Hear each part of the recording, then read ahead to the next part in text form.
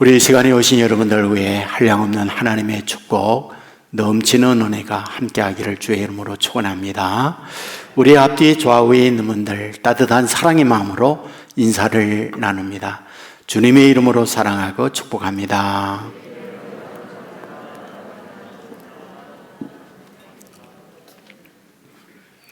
네, 감사합니다. 영화와 신화로 읽는 심리학이라고 하는 책이 있습니다. 김상준이라는 분이 썼습니다. 신경정신과 의사입니다. 이분이 영화를 보면서 그 영화의 주인공에 담겨있는 심리적 요소를 책으로 엮은 겁니다. 여기에 닉슨이라고 하는 영화 제목이 있습니다. 사람 이름이기도 하죠. 나이 든 분은 닉슨, 그러면 그분이 어떤 분이다? 많은 분이 알고 있으리라 생각합니다. 미국의 37대 대통령을 지낸 분입니다. 이분에게 문제가 있었다. 심리학적으로 컴플렉스가 있는 분이었다.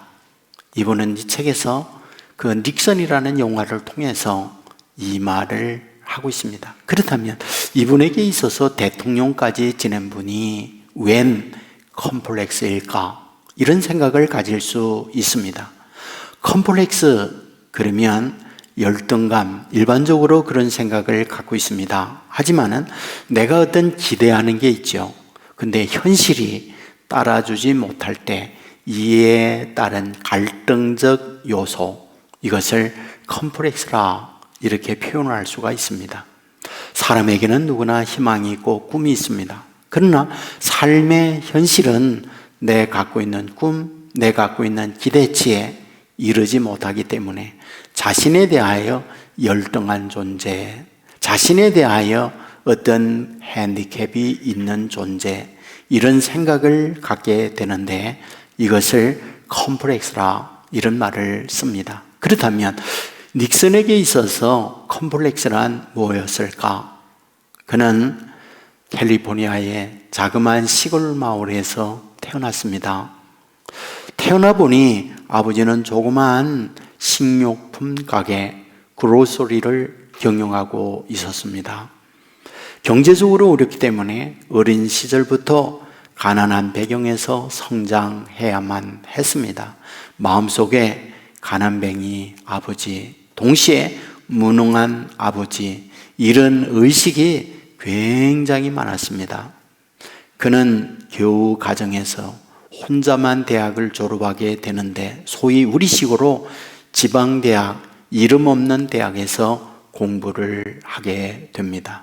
여러분, 이와 같이 공부했던 닉슨, 그에게 있어서 늘 가난이라는 것과 다른 사람과 비교해서 볼 때 지방대학 출신이라고 하는 핸디캡, 콤플렉스에 시달리게 됩니다. 물론 나중에 대통령이 되죠. 하지만 늘 그와 경쟁했던 라이벌을 보면 대단한 분들이었어요. 좋은 집안의 자제였고 부잣집 아들이었고 자기는 그거에 비하면 시골 촌뜨기였고 가난뱅이 아들이었다고 하는 아픔이 늘 그를 따라다녔습니다. 특별히 대통령 선거에 있어서 존 F 케네디와 맞붙게 되는데 그는 고배를 마시게 됩니다. 존 F 케네디 어떤 분인가요? 명문가의 아들입니다. 그는 본인이 어땠을까요? 하버드 대학 출신입니다. 단순하게 하버드대 출신의 지방대학 출신이었던 자기, 그리고 명문가 부잣집 자제의 가난한 뱅이, 그리고 겨우 힘들게 자기만이 대학을 졸업한 자신은 늘 열등한 존재로 생각을 해왔던 거죠. 이것을 만회하기 위하여 온갖 방법을 다 동원하면서 살아갔던 것, 그것이 닉슨이었습니다. 아마도 많은 분이 워터게이트 사건이라는 걸 기억하고 있는 분이 있으리라 생각합니다. 무엇일까요?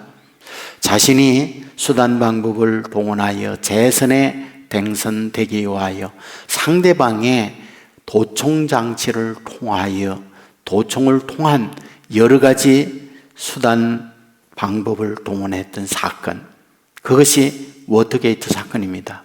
이 일로 인하여 도덕적 치명타를 입고 소위 탄핵을 당하는 아픔을 겪었던 사람, 그가 바로 닉슨이었습니다. 여러분, 사람이라고 하는 것은 태어나서 보면 내가 원해서 외모라든지 내가 바래서 아빠 엄마의 아들로 태어나는 건 아닙니다. 나고 보니 나의 외모가 이랬고 나고 보니 집안 배경이 그러했습니다. 그래서 그것 때문에 핸디캡을 갖게 됩니다. 그것 때문에 콤플렉스를 갖게 됩니다. 나는 열등하구나, 나는 부족하구나, 이런 마음을 갖게 됩니다. 물론 성장을 하면서 탁월한 능력을 갖고 있어 앞서가는 인물이 되어진다면 누구에게나 존경받거나 인정받는 사람이 될 수 있지만은 그렇지 못할 때, 무능하다고 스스로 생각할 때 그것은 인생의 짐이 되어서 자신의 삶을 행복하지 못하도록 우울한 인생을 살아가도록 이끌어 갈 수밖에 없다, 이 말이죠. 오늘 본문은 우리에게 뭘 말해주고 있는 걸까요? 이와 같이 컴플렉스 많은 인간을 하나님께서는 어떻게 하고 있느냐, 이 부분을 가르쳐 주는 것이 본문입니다. 등장인물이 있습니다. 고멜입니다. 뭐하는 여자일까요? 성경은 말하죠. 음란한 여자다라고 말을 합니다. 여기서 말하는 음란이란 자기의 몸을 뭐하다? 상품화해서 돈벌이하는 여자, 매춘하는 여자를 음란한 여자다, 이렇게 표현을 하고 있습니다. 그런데 하나님께서 호세아에게 찾아오죠. 그리고 하나님이 소개팅을 하죠. 중매를 쓰는 겁니다. 누구를? 고멜을 말입니다. 여러분, 호세아는 당시 최고의 용순이 남자입니다. 부족한 게 없습니다. 좋은 집안의 아들입니다. 많이 배웠습니다. 부자입니다. 거기에다가 인격까지 구비되어 있습니다. 모두에게 존경을 받거나 모두에게 저런 남자와 살아보았으면 하는 그런 소망, 그런 바람을 갖고 있는 그런 남자예요. 그런데 하나님이 중매하는데 고멜을 중매한 거죠. 고멜이 어떤 여인? 가장 바닥에 있는, 더 내려갈래야 내려갈 수 없는 그 여인을 중매하고 있는 거죠. 하나님이 중매하기 때문에 결혼합니다. 그리하여 이 고멜을 통하여 3남매 자녀를 낳습니다. 첫 아들 이름을 이스라엘, 둘째 딸 로루하마, 셋째 아들 로암미, 이렇게 이름을 짓습니다. 그런데 놀라운 것은 하나님께서 그 이름을 통하여 하나님이 주고자 하는 메시지가 있었다, 이런 말이 됩니다. 여러분, 여기에 이스라엘, 그러면 이스라엘과 형제의 이름인 것처럼 볼 수 있지만 뜻은 상반돼요. 이스라엘, 그러면 먼저는 갈아엎고 심다라고 하는 의미를 함께 갖고 있습니다. 그러니까 심기 위하여 갈아엎어야 돼요. 그 말씀의 배경을 보면 아합이라는 왕이 있죠. 나봇의 포도원을 강탈하는 내용이 있죠. 그런데 그 포도원 위치가 어디에 있었느냐? 이스라엘에 있었어요. 다시 말하면 이스라엘은 사람인 동시에 지명 이름이었다, 이 말입니다. 그런데 그 뜻은 뭐하다? 갈아엎고 심다, 이런 뜻을 갖고 있다 말씀을 드렸습니다. 지난 화요일 파주 벽초지에 어른들을 모시고 경로 위로회를 다녀오면서 들녘을 보았어요. 모내기철입니다. 모내기철에 이 논을 갈아엎었어요. 그리고 쓰레질을 해놓았어요. 쓰레질이 무엇인가요? 모신기 위하여 모판, 이 논을 평평하게 해놓는 것을 쓰레질이라고 말하잖아요. 다시 말하면 심기 위하여 뭐하다? 갈아엎어야 심는다. 그 이스라엘이라고는 뜻에 이런 의미를 갖고 있다, 이런 말이 됩니다. 여러분, 나중에요, 아합이 죽는 자리가 이스라엘이었고요, 아합의 아내 이스벨이 죽는 자리가 이스라엘이었고요, 또 아합의 70명의 아들들이 있었는데 그 자녀들이 죽는 자리가 이스라엘이었던 거죠. 의미가 있잖아요. 무슨 말일까요? 심기 위하여 갈아엎고 있다. 이 말이 이스라엘이라는 이름의 뜻이라는 거예요. 두 번째 딸을 낳았어요. 로루하마라는 이름을 지었습니다. 이 로라는 말은 전미어예요. 영어로 낫입니다. 아니라는 거예요. 한문자로 부입니다. 한문자로 빕니다. 아니라는 거예요. 근데 루하마가 뭐냐? 국류를 입은 자. 그런데 그게 로라고 하는 점두어가 붙어서 뭐하다? 너는 국류를 입지 못한 자라는 의미로 로루하마라고 하는 이름을 진 거죠. 세 번째 아들을 낳았어요. 로암미라는 이름을 지었습니다. 암미라는 말은 백성이라는 뜻이에요. 근데 로라고 하는 접두어가 붙었어요. 뭐라고요? 너는 백성이 아니다. 내 백성이 아니다. 이런 뜻을 갖고 있다. 이 말입니다. 왜 하나님께서는 이 호세아로 하여금 고멜과 결혼을 하면서 그 삼남매 자녀에게 이런 이름을 붙이고 있는 걸까요? 그것은 하나님이 이스라엘 백성들을 향하여 어떻게 생각을 갖고 있느냐, 이것을 보여주는 말씀이라는 거예요. 여러분, 여기에 이 말씀들은 축복이 아니에요. 저주였습니다. 곧 고멜도 그렇거니와 그 자녀들도 이런 저주의 삶을 사는 것, 그것이 바로 현 이스라엘 백성의 모습이라는 것을 자녀들의 이름을 통하여 보여주고 있는 말씀이다. 이런 말씀이 됩니다. 여러분, 우리가 태어나서 살면서 누구나 다 좋은 집안의 자제로 태어나기를 원해요. 고멜과 같은 가정에서 이스라엘이나 또는 로루하마나 로암미와 같은 자녀로 태어나기를 원찮아요. 그런데 낳고 보니까 그런 가정에 그런 자녀로 태어나 사는 거죠. 그래서 싫은 거예요. 그래서 내 자신에게 콤플렉스가 있는 거예요. 그런데 놀라운 위로가 되는 게 뭔지 아세요? 성경에 나와 있는 위대한 인물들 치고 콤플렉스가 없는 사람은 존재하지 않는다. 이것을 우리에게 말씀해 주고 있는 거죠.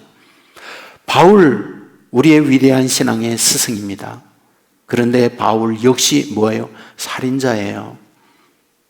성경에 보면 그는 하나님의 반역질을 한 존재라고 말을 하고 있습니다. 그는 자기 인간의 내면적 고민을 말합니다. 나 선을 행하고 싶다. 그러나 도리어 악을 행한다. 나 진실하게 좌루나 우루나 치우침이 없는 걸음으로 살기를 원한다. 그러나 넘어지고 늘 시궁창에서 허우적거리는 존재다. 오라 공고한 자로다. 이 사망의 몸에서 누가 나를 건져내랴. 탄식하고 있는 걸 보게 됩니다. 우리와 별반 다를 바 없는 사람이 하나님의 위대한 지도자로 쓰임받고 있구나. 이것을 발견하지 않습니까? 우리의 믿음의 조상이 있습니다. 아브라함입니다. 여러분, 믿음의 조상이라는 말은 아브라함과 같은 삶을 살아야 된다, 모델적으로 우리에게 보여주고 있는 인물이다, 이런 말이 아닌가요? 그런데 실제 아브라함의 삶은 어떠한가요? 거짓말쟁이죠. 문제가 있을 때마다 거짓말하는 사람이 아브라함이었습니다. 거짓말쟁이만인가요? 아니죠. 하갈이라는 몸종과 잠자리를 해서 이스마엘이라고 하는 원치 않는 아들을 낳는 것, 그것이 바로 아브라함의 인생이었잖아요. 여러분, 그와 같은 일을 저지르고 나서 가정에 어떤 일이요? 날마다 가정부라, 날마다 다투고 평안이 없는 삶을 살아갔던 사람이 아브라함이었다. 이걸 보여주잖아요. 무슨 뜻일까요? 믿음의 조상 역시 핸디캡이 있고 콤플렉스를 가지고 있는 사람이었구나 라는 것을 우리에게 보여주는 말씀이잖아요. 오늘 본문에 호세아를 통하여 고멜의 인생과 그리고 삼남매 자녀를 우리에게 등장시키며 깨닫게 하려는 게 있다고요. 너희들의 인생이 어떠냐는 거예요. 너희들의 삶은 어떠냐는 거예요. 너희들에게 숨겨져 있는, 감추고 싶은, 남들이 이 사실을 알면 내 인생 망쳐 얼굴을 들 수가 없어. 그런 추함이 얼마든지 있을 수 있잖아요. 그런데 그런 우리에게 본문을 통하여 우리에게 뭘 말해주려고 해요? 위로예요. 희망을 주려고 하는 거예요. 하나님의 그와 같은 저와 여러분을 아시면서 하나님이 갖고 있는 하나님의 마음은 이렇다는 것을 이 말씀을 통하여 알려주려는 것, 그게 호세아입니다. 여러분, 남녀가 결혼할 때에 결혼의 대상이요, 어떤 배우자를 선택합니까? 남자가 인류대 내오고 집안 좋고 부자고, 그러면 그런 여자의 집안을 선택하는 거예요. 다 그런 거 아니에요? 적어도 남자가 인물 좋고 신부가 멋지라고 그러면 부자이고 능력도 있고 어디 가든지 인정받고 그런 사람을 매력으로 느끼고 결혼하는 거 조건이잖아요. 남자에게서 최고 조건이 뭐예요? 제일 조건, 예뻐야 되잖아요. 두 번째 조건이요, 예뻐야 되잖아요. 세 번째 조건이요, 예뻐야 되잖아요. 바로 그런 조건에 의해서 결혼을 하는 거라고요.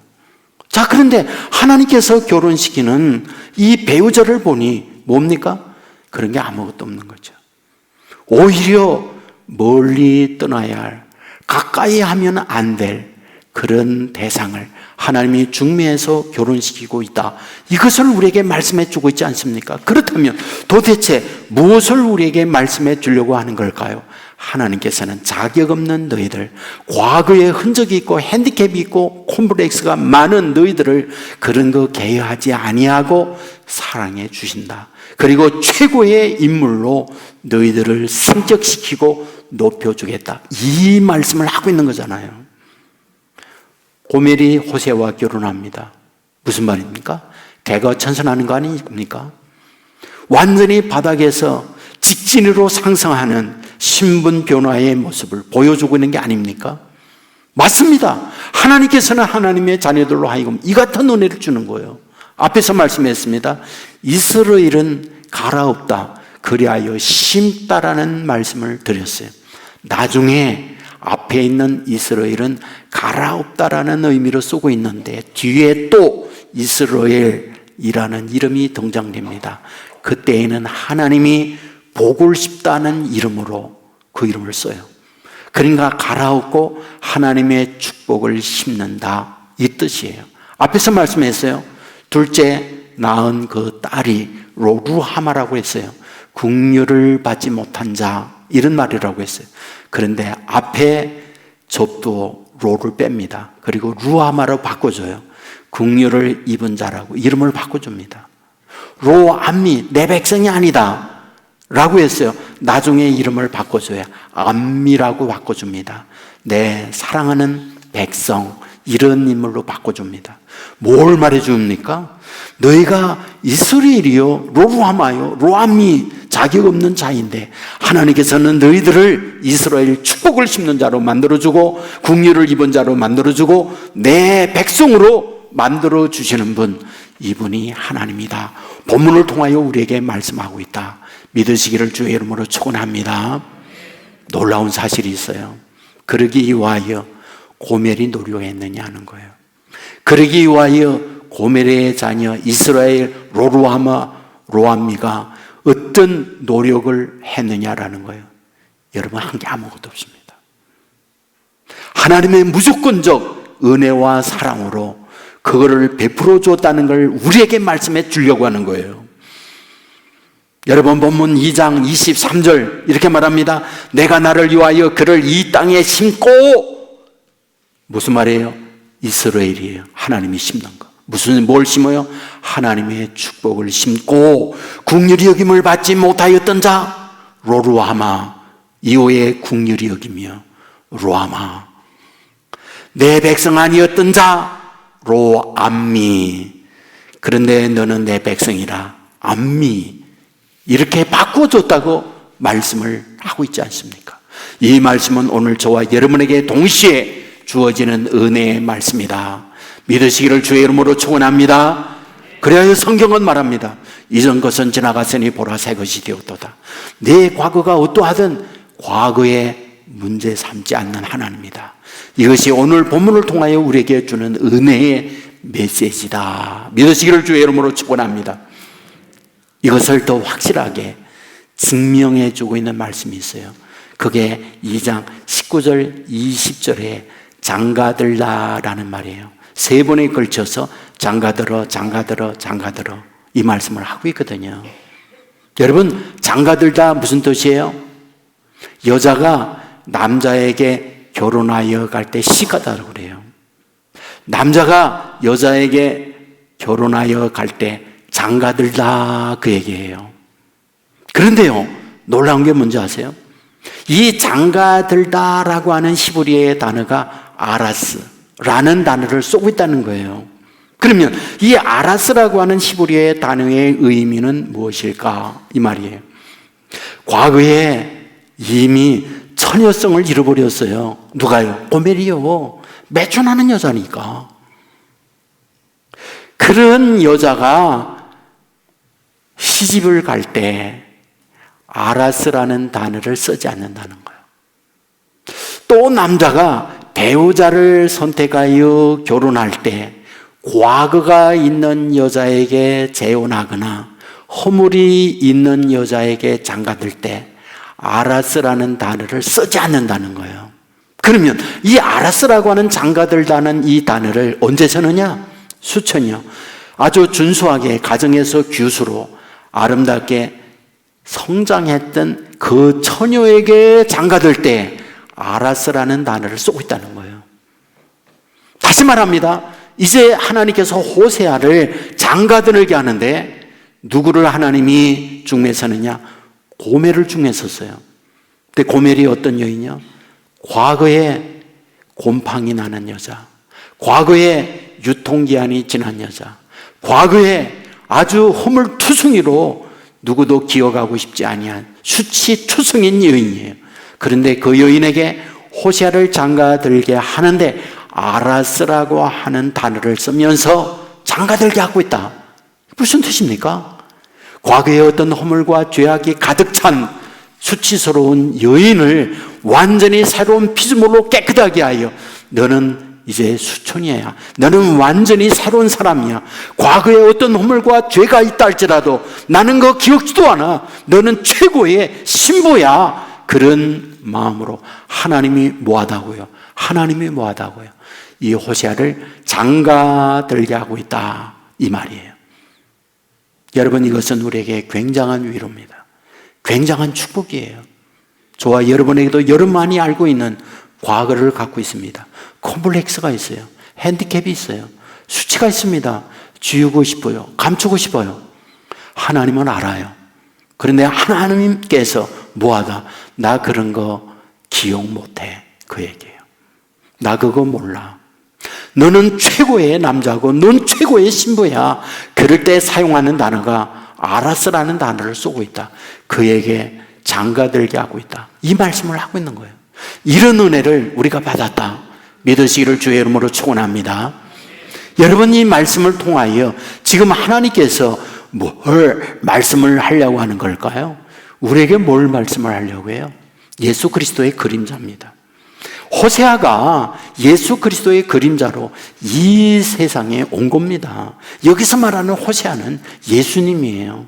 그런데 예수님께서 저와 여러분 신부라고 말하잖아요. 신부에게 장가드는데 장가드는 신부인 저와 여러분이 어떤 존재냐? 고멜과 같은 존재다. 그런데 그 고멜과 같은 그 존재에 대하여 우리 하나님이 뭐하다? 아라스로 만들어서 우리를 결혼하게 한다. 본문은 이것을 우리에게 말씀해 주고 있다는 거예요. 과거의 수치, 과거에 지우고 싶은 부끄러움 하나둘입니까? 몰라서, 상대가 그거를 몰라서 우리는 뻔뻔한 겁니다. 그런데 하나님은 알잖아요. 그런데 그 아시는 하나님께서는 모든 것들을 기억하지 않는다는 거예요. 과거를 묻지 않는다는 거예요. 그리고 너를 아라스로 만들어서 새 장가, 새 씨가도록 만들어준다. 이것이 오늘 호세아를 통하여 우리에게 주려는 거예요. 여러분, 신약에 오면 이것을 잘 표현하고 있는 말씀들이 많이 있잖아요. 여러 가지 있지만 그 중에 가장 으뜸은 저는 누가복음 15장에 두 아들 중에 둘째 아들에 관한 말씀이라고 봐요. 둘째 아들 어떤 아들?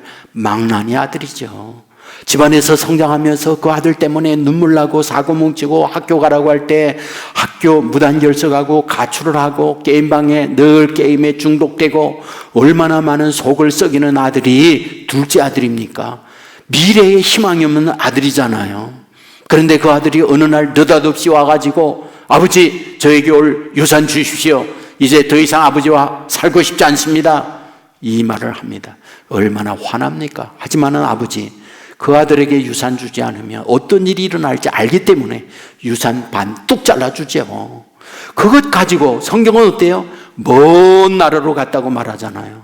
여러분에게 말했죠? 먼 나라가 어떤 나라? 아버지의 간섭이 없는 나라. 먼 나라 어떤 나라? 내 마음대로 인생을 살아갈 수 있는 나라. 그곳에서 뭐 했다고요? 성경은 말하죠. 허랑방탕했다. 여자들과 또는 마약과 게임과 온갖 죄악을 간섭 없는 곳에서 자기 마음대로 살았다. 유산이 언제까지 유지됩니까? 소위 땡전 한 번 없이 다 날아가 버렸죠. 거기다 경제 불황이 왔죠. 먹고 사는 생존이 어려웠죠. 결국 어디로 가요? 돼지 사육장. 돼지 사육장 어떤 곳? 3D, 남들이 일하지 않는 곳. 그곳에 가서 땀 흘리면서 돼지 냄새, 똥 냄새 맡으며 지냅니다. 문제는 무엇입니까? 농장주가 악덕이었잖아요. 먹을 거 안 줍니다. 매질합니다. 임금 체불합니다. 여러분, 밤에 하늘이 총총할 때 하늘을 바라보면서 눈물을 쭉 흘리죠. 아버지 집에는 부자고 아버지 집에는 나와 같이 일하는 일꾼들 많다. 아버지는 악덕은 아니다. 일하는 인부 때리지 않는다. 임금 체불하지 않는다. 내가 아버지에 가서 아버지의 아들이 아니라 일꾼으로 삼아달라고 해야겠다. 그리고 집을 향하여 갑니다. 성경은 말합니다. 아직 상거가 뭔데 아버지가 달려오죠. 그리고 아들을 을쌓는다고 성경은 기록하잖아요. 눈물을 흘리죠. 그리고 돈 어떻게 했냐? 너 이 꼴 돼서 올 줄 알았어. 한마디도 묻지 않습니다. 과거를 묻지 않아요. 그리고 얘기하죠. 너무 말랐구나. 얼마나 고생했냐. 잘 왔구나. 그리고는 옷을 벗겨요. 신발을 벗겨요. 목욕을 시켜요. 새 옷 입힙니다. 새 신발 시킵니다. 그리고 가락지를 끼웁니다. 그리고 송아지를 잡아 잔치합니다. 무엇을 우리에게 말씀해 줍니까? 과거를 묻지 아니하고 아버지께 오기만 하면 아버지께서 어떻게 해주느냐를 우리에게 보여주는 말씀을 여기에서 하고 있잖아요. 이것이 오늘 우리 호세아를 통하여 우리에게 주고자 하는 메시지예요. 여러분, 저와 여러분의 인생은 어떤가요? 여러분, 제가 제 자신을 이렇게 돌이켜보면 저에게라고 핸디캡 없겠어요? 여러분, 저도요 공부 잘하고 싶었어요. 예? 근데 공부 못했어요. 저도요 저희 아버지 엄마 멋진 아버지의 아들이 되기를 원했어요. 태어나고 보니 아버지 엄마 농사하는 농부요, 농사꾼이에요. 저는 굉장히 학교 다니면서 부러워했던 제 반 친구들이 있었습니다. 학교 선생님의 아들, 딸이요. 제 아버지가 어릴 때 얘기했어요. 우리 학교 다니는데 누구는 아버지하고 같이 다녔던 동창이었어. 근데 걔들이 학교 선생님, 옛날에는 교육대학이나 이런 교육 과정이 없을 때 양성기관이 있었어요. 그 양성기관에 갈 때 저희 아버지에게 같이 가자라고 했었다는 거예요. 자기도 가려고 했었는데 못 갔다는 거예요. 그래서 자기는 선생님이 못 됐다고 얘기하는 거예요. 얼마나 그게 아쉬운지. 나도 선생님의 아들, 딸 될 수 있을 텐데 그게 안 된 거예요. 그래서 그게 제가 갖고 있는 늘 제 안에 아쉬움이었어요. 여러분에게는 그런 아쉬움이 무엇인가요? 오늘 이런 우리에 대하여 굉장히 위로되는 말씀이 있는 거예요. 위로되는 말씀이에요. 그게 뭔지 아세요? 여러분, 오늘 말씀에 보면 이 고멜이 아버지를 얘기합니다. 고멜의 아버지. 고멜의 아버지의 이름이 디블라임이라고 본문에 되어 있어요. 그러면 이 디블라임이라고 하는 뜻이 무엇일까? 무화과 떡 2개, 이런 뜻이에요. 디블라임이라는 고멜의 아버지의 이름이 무화과 떡 2개, 이런 뜻이에요. 아니, 이름을 왜 이렇게 지었을까? 학자들은 말해요. 너무 가난했다. 무화과 떡 2개밖에 없는 가난뱅이였다. 이렇게 해석을 합니다. 그러니까 고멜이 태어나서 보니 뭐예요? 부잣집 딸이 아니었던 거죠. 친구들 학교 가고 친구들 반란할 때 가난한 집에서 농사하고 밭에 김 메고 물뚱이 이고 다니고 그런 처절한 어른 시절을 보낸 것이 누구? 고멜이었다. 이걸 얘기하는 거죠. 그는 친구들을 피하고 싶었어요. 만나고 싶지 않았어요. 상처 많아요. 소년 시절 꿈이 많을 때 그는 우울하게 눈물을 흘리며 지냈어요. 그러다가 어쩌다 선을 넘고 매춘하는 그게까지 가고 처절한 인생을 산 것, 그게 고멜인 거죠. 뭘 얘기할까요? 하나님은 고멜을 알고 있던 거죠. 이런 인생을 알고 있던 거죠. 그가 얼마나 처절하게 그 인생을 살았을까? 내가 원해서 내 인생이 여기까지 왔냐는 거예요. 하나님은 고멜을 눈여겨보았던 거죠. 그리고 하나님은 고멜에게 찾아가는 거죠. 그리고 이 고멜을 호세아와 만나게 하는 거죠. 호세아와 만난다는 게 무슨 말일까요? 주님과 만난다는 걸 얘기하는 거죠. 그리고 주님의 세계에 들어오게 하는 걸 얘기하는 거죠. 오늘 저와 여러분이 신앙 안에서 예수를 믿는다는 게 뭘까요? 저와 여러분에게 과거가 있어요. 삶의 뒤안길, 우리의 지우고 싶은 발자국들이 있다고요. 여러분만이 알고 있는, 공개되어지면 부끄러운 것들이요, 주님은 아는 거죠. 그런데 성경은 말하는 거죠. 나 지난날 기억하지 않는다. 나 지난날 기억하지 않는다. 이전 것은 지나갔으니 보라 새 것이 되었도다. 너는 그런 존재야. 그래서 최고의 남자, 신랑 되신 주님과 영적 결혼한 존재야. 내가 고멜이지만 너를 이렇게 존귀하게 사용해. 이것이 오늘 호세아를 통하여 우리에게 주고자 하는 주님의 마음인 거죠. 이 은혜가 우리 가운데 임했다 믿으시기를 주의 이름으로 축원합니다. 저는 예수님의 족보를 보면서 굉장히 큰 위로가 되는 거죠.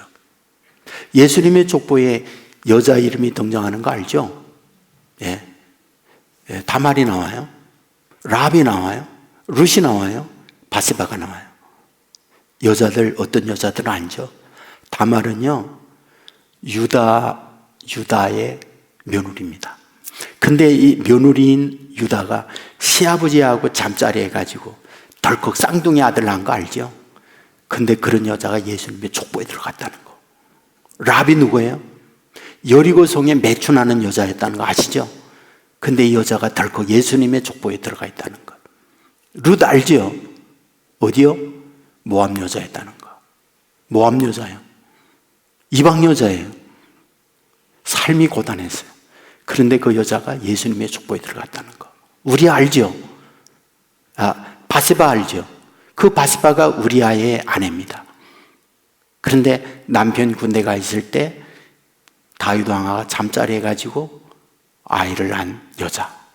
그러니까 다시 말하면 4명의 여자는 한결같이 흠으로 가득 차 있는, 콤플렉스가 가득 차 있는 여자들이라는 거. 오히려 예수님의 족보에 들어가려면 누가 들어가요? 사라가 들어가야죠. 리브가가 들어가야죠. 성경에 그들은 현숙한 여인이에요. 정숙합니다. 깨끗합니다. 그런데 그들의 이름은 싹 빼고 그들의 이름이 들어가면 정말 오히려 돋보이는데 그들의 이름은 싹 빼고 오히려 허물 많은 여자들, 그 조상들의 이런 추한 여자들이 들어가면 그 족보 자체가 무너져 내리잖아요. 근데 왜 이러는 겁니까? 하나님이 왜 이러는 거예요? 예수님께서 이런 가정에 태어나서 이런 아픔과 이런 눈물과 고통에 있는 이들을 친구하고 그들을 신부로 맞고 그들을 구원하고자 오신 분이 예수님이다. 이거를 보여주는 것이 예수님의 족보의 내용이잖아요. 믿는다는 게 뭡니까? 이런 은혜를 받았다는 거예요. 믿는다는 게 무엇입니까? 허물 많은 우리들에 대하여 과거를 묻지 아니하고 내 모습 이대로 다 그대로 품어주시고 우리에게 새로운 미래를 향하여 복된 삶을 살게 하는 것이 이 믿음의 사람에게 주어지는 축복이다. 믿으시기를 주의 이름으로 축원합니다. 놀라운 게 뭔지 아세요? 이와 같은 믿음을 가질 수만 있다고 그러면, 이 믿음을 가질 수만 있다고 그러면 성경은 말하는 거죠. 믿는 대로 될지어다라고 가르치는 거죠. 이 믿음을 가지고 이 믿음 안에서 믿는 대로 되어지는 축복, 은혜를 넘치도록 받는 저와 여러분 되기를 주의 이름으로 축원합니다. 우리 모두 자리에서 일어나겠습니다. 뜻을